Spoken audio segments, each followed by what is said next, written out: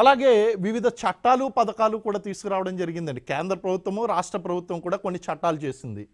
భారత పునరావాస మండళ్ల చట్టము 1992లో Rehabilitation Councils of India Act, RCI Act అన్నారు.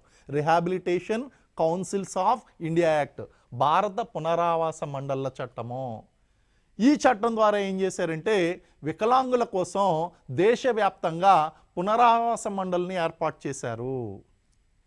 అలాగే వికలాంగుల సమాన అవకాశాలు, హక్కుల పరిరక్షణ మరియు పూర్తి భాగస్వామ్య చట్టము అని చెప్పి 1995 సంవత్సరంలో, దీన్నే డిజబిలిటీ యాక్ట్ అని చెప్పి కామన్గా పిలుస్తాము.